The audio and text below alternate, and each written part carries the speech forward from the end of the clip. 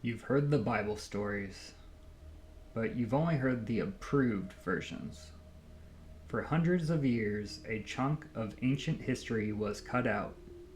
It's the part that actually explains where giants, advanced weapons, and maybe even UFOs come from. I'm talking about the Book of Enoch, a book considered so dangerous by religious leaders that they tried to get rid of it. They didn't want you to read it.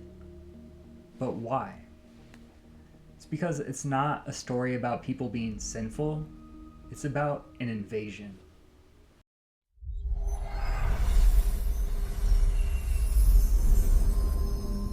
What's up, everyone? This is Justin, and welcome back to Light Silver Loveland. Today I have a fun video for you. We're diving into the first part of a 4-part series I'm creating on the Book of Enoch. It's been popping up a lot recently on Joe Rogan, and it's really been popping up because of Representative Luna talking about the Book of Enoch and kind of pointing people in the direction that maybe you should check it out and see what information is in there, because it's pretty fascinating and seems to kind of tie into everything that's going on modern day. So I figured I would make a video part series breaking it down because I don't know much about it, so I'm learning with you guys. So I can't wait to learn some new information and see, is there some nuggets of truth in here? I invite you to have an open mind, and this has nothing to do with religion. This is just looking at a book and analyzing it as a document. So I invite you to have an open mind, and I'm excited to learn some new information. Real quick before we jump in, our community is growing fast, and I've created a brand new Discord and Patreon to help support this channel. If you'd like to chat about this stuff in more detail and get in contact with me, check out the Discord. It's free, and it's a community that I'm building of like-minded people who are open to the phenomenon and trying to research it through any way possible. And also, if you would like to help support a little bit more, I created a Patreon where you can join my tier for $5 a month to help support me on creating these videos and hopefully helping fund a podcast and trips in the future. So if you'd like to help support, please like, comment, share, subscribe, and if you'd like to join a little bit more, check out the Discord and the Patreon.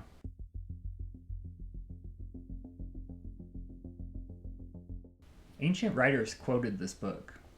It was completely normal to read it back then.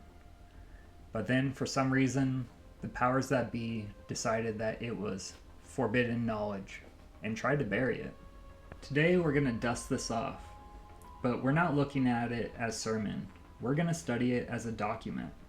We're going to explore the idea that the fallen angels were actually the first recorded contact with non-human intelligence. And it all started at a place called Mount Hermon. For a long time, scholars thought the Book of Enoch was just a myth or fake, but it survived in one place, Ethiopia. In the 1700s, an explorer named James Bruce brought copies of the book with him back to Europe. Everyone laughed at him. They said, "This is fake, you made this up." They didn't want to believe it was real history. That changed in 1947. When they found the Dead Sea Scrolls. And you want to guess what was in there? 10 copies of the Book of Enoch. That proved the book was thousands of years old. It wasn't a hoax. It was a foundational part of how ancient people saw and understood the world. So if the book's real, we have to ask, are the beings inside of the book real too? Let's talk about the Watchers. When you hear the word angels, you probably think of wings, halos, but forget all of that. The text calls them the Watchers, or in their language, the Grigori, which literally translates to the wakeful ones. They weren't demons, and they weren't ghosts. They were described as intelligent, powerful beings. Their job was simple: observe humanity. Do not interfere, just watch. But they didn't stick to the plan. The texts say they looked down and saw human women. And they decided they didn't want to just watch anymore. They wanted to participate. They wanted to create a hybrid race. This wasn't random. Enoch says they landed on the summit of Mount Hermon. This is a real mountain you can visit today in the Middle East. The name Hermon actually means forbidden place. There were 200 of them. But before they did anything, they held a meeting. They knew they were breaking cosmic laws, so they swore a blood oath that if any of them got caught, that they would all take the blame together. It was a mutiny, a planned rebellion. Their leader, a being named Simhaza, led them down. They quit their job as observers and decided to become rulers. This moment changed everything. This is the moment that the barrier between them and us was broken. It wasn't spiritual, it was physical. They landed. Why land on a mountain? In the ancient world, mountains were believed to be the connection point between the sky and the earth. This story appears in cultures all over the world, not just the Bible. The Sumerians had it, the Greeks had it, but here's where it gets crazy. This sounds exactly like modern UFO abduction stories. Think about it. A group of advanced beings descend from the sky. They take human females, they create hybrid offspring. That is the exact same story people have been reporting for the last 70 years regarding aliens. Researchers like Diana Pasulka have looked into this. She suggests that these contact events have been happening forever. We just use different words to describe them. Back then, we called them the Watchers. Today, we may call them non-human intelligence. But the behavior is exactly the same. They're messing with our genetics. So the Watchers came down. They broke the rules.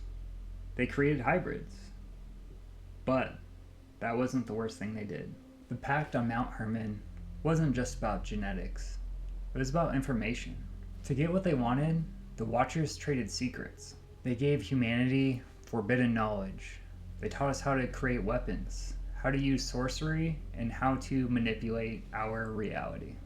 That is what we're covering in our next video, the Forbidden Download. What did they teach us? And are we still using that tech today? If you want to follow this mystery, hit that like and subscribe button. We are pushing for 500 subscribers, and every single one of you helps me get closer to doing this full time. I'm so grateful for each and every one of you, and I hope that you get something from these videos. What do you think? Were the Watchers angels, aliens, or something else entirely? Let me know what you think down below in the comments. Thanks for watching, and I will see you all next Friday.